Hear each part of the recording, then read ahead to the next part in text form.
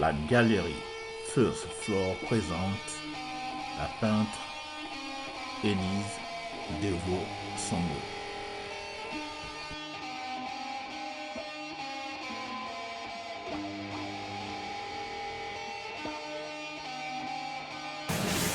Bonjour. Bonjour, je suis Élise Devaux-Songo. Oui. Depuis quand tu fais la peinture? Bon, j'ai commencé en 2014. Ouais. J'ai pas fait l'école j'ai pas fait l'école de peinture. J'ai commencé avec mon mari Yves Devaux Ouais. en 2014. J'ai commencé comme ça. On était partis en vacances. Il m'a demandé d'essayer de faire la peinture avec lui. J'ai dit pourquoi pas. J'ai essayé. Après c'est parti par là. Voilà. C'est un bon point, ça. Oui. C'est une bonne. Tu t'inspires de quoi pour faire ça? Parce que ça, c'est pas. C'est atypique, voilà, merci pour le mot. Je sais pas, il y a des idées qui me viennent comme ça aussi des fois. Des idées africaines aussi, j'essaie de mélanger les tissus africains. Mes tableaux, ça présente la joie, la paix, l'amour. Ouais. Et elle en fait tellement qu'il faut que. Ouais.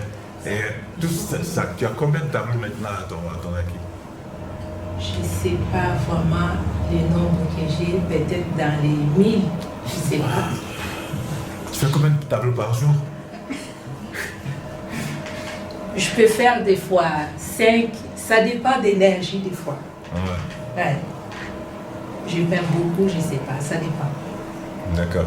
Et si on veut, pour les gens qui sont intéressés, qui aimeraient acheter, où est-ce qu'on peut trouver? À part là, c'est l'exposition, ça va durer combien de jours là? Ici, je suis là jusqu'au 30. Donc, si les gens veulent me trouver, c'est à la Garenne. Oui, il faut nous donner l'adresse exacte. C'est 23 rue Pasteur à la Garenne, Colombe, 92 500. 92 250 la Garenne. D'accord. Il y a un site, il y a Instagram aussi. D'accord. Avec le nom des livres, on trouve. Ok. Je vais pas aller trop loin parce que tu es comme moi, tu me parles très peu. Je vais dire merci et puis je vais passer à celui qui était malade pour nous donner les détails qui restent. D'accord? D'accord. Merci beaucoup, Elie. Merci. Eh bien, je suis le prof et le mari. Oui. Mais voilà, je suis prof aussi d'ailleurs, par ailleurs. Mais, Au départ. et au départ, en fait, Élise, on ne s'est pas du tout rencontrés par le moyen de la peinture. Hein. En fait, c'est comme j'avais emmené mon matériel en vacances et que j'avais envie de peindre, je voulais pas qu'elle s'ennuie. Je lui ai dit, essaye avec moi. Et c'est là que, en fait, les premiers essais que je lui ai fait faire, j'ai vu qu'elle avait un très bon feeling. Elle avait un sens plastique, un sens de la gestuelle, un sens de la matière tout de suite. Et ce qui m'a le plus étonné, c'est que l'année suivante, donc elle a peint un petit peu la première année, et l'année suivante, j'étais parti animer des stages de peinture. Et pendant 15 jours, elle n'avait pas pu me suivre parce qu'elle n'avait pas de vacances, donc elle était restée à la Garenne. Et quand je suis revenu de stage, en fait, elle m'avait dit, comme tu n'es pas là, et que le soir je ne sais pas quoi faire, je vais à l'atelier et je peins. Je dis, alors j'étais assez étonné. Et quand je suis revenu après 15 jours de ça, j'ai découvert des dizaines de peintures. J'étais complètement estomaqué, même des grands formats aussi qu'elle avait fait toute seule. Alors qu'elle avait fait juste quelques peintures avec moi, elle avait fait un stage. Et bon, elle avait déjà fait des trucs sympas, mais je ne pensais pas qu'elle allait tout d'un coup, toute seule en 15 jours, reproduire. Je sais pas, elle avait peut-être fait 20 ou 30 peintures en 15 jours, mais des choses qui avaient vraiment de l'énergie, de la puissance, enfin comme les choses qu'on voit là. Puis en fait, ce que je remarque avec Élise, c'est qu'elle n'a pas un effet de style sur lequel elle va s'accrocher, puis qu'elle va dérouler des peintures et des peintures. Non, en fait, elle essaye un petit peu dans tous les sens, c'est-à-dire que si elle trouve un nouvel outil, un nouveau matériau, nouvelle couleur, elle essaye, c'est-à-dire qu'elle ne se pose pas la question de savoir si elle va réussir ou elle va rater. Hein. Tout ça, elle fait, elle défait, elle refait, c'est plus sa façon de peindre, on sent que voilà, elle joue pas à l'artiste, à celle qui veut avoir l'air d'être peintre. Non, elle fait des tas de peintures juste pour le plaisir. Puis bon, bah, si elle est fatiguée, elle arrête. Mais parfois, je suis largement fatigué avant elle.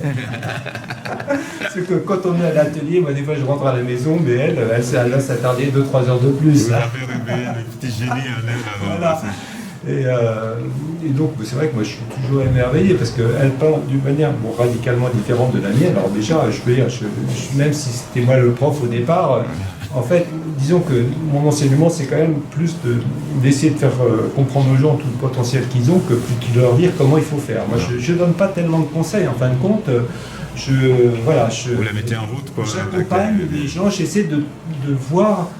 De voir en quoi ils sont bons, mais avec Élise, j'étais servi, hein, parce que c'est en mon absence, pendant que j'étais en stage, tout ce qu'elle a fait, c'est ça qui m'a fait vraiment acquérir la certitude qu'elle avait un don. C'est-à-dire que pour peindre comme ça toute seule, avec aussi peu d'expérience et faire toutes ces peintures, mais sans me demander de conseils ni rien, quoi. C'est-à-dire que voilà, elle y allait. Et elle ne s'inquiète pas de savoir si c'est beau, pas beau, bien réussi. Non, elle fait. Et en fait, dans l'ensemble, en fait, la plupart du temps, ça tombe parfaitement juste, quoi. C'est plein d'énergie, c'est plein de vitalité. Voilà, c'est comme ça qu'on parle d'autodidacte, non? Oui, elle est vraiment, on peut dire, autodidacte, hein, même si je lui ai mis le pied à l'étrier, mais en fin de compte, comme toujours, en fait, moi, dans ma façon d'enseigner, c'est plus les qualités propres des gens qui font le résultat. Moi, je suis juste un rôle de déclencheur. Je ne suis pas un professeur en chair qui explique comment il faut faire. Hein. Je suis plutôt là pour faire découvrir aux gens les qualités qu'ils ont dans la peinture. Parce que pour le reste, c'est pas mon rayon. Ok, bon. Vous allez donc nous donner maintenant toutes les coordonnées, comment est-ce qu'on peut faire pour la joindre. Alors Élise, en fait, déjà on trouve ses peintures sur le blog Peindre en Liberté. Donc en fait, si on tape sur Google Peindre en Liberté Élise Devo Nsongo, on va tomber sur ses peintures, hein, vraisemblablement. Elle a aussi un compte Instagram, c'est Élise Devo Nsongo, hein, sur Instagram. Et c'est pas elle qui tient ce compte, c'est sa nièce, parce qu'Élise, elle est fâchée avec l'informatique, elle est bonne en peinture, mais l'internet et l'informatique, c'est pas son rayon. Je me reconnais. D'accord. Voilà. En tout cas, merci beaucoup pour tout ce beau travail et à très bientôt. Merci. Et puis, continue de nous donner des tableaux, hein. Continue, il ne faut pas lâcher. Merci beaucoup. Au revoir.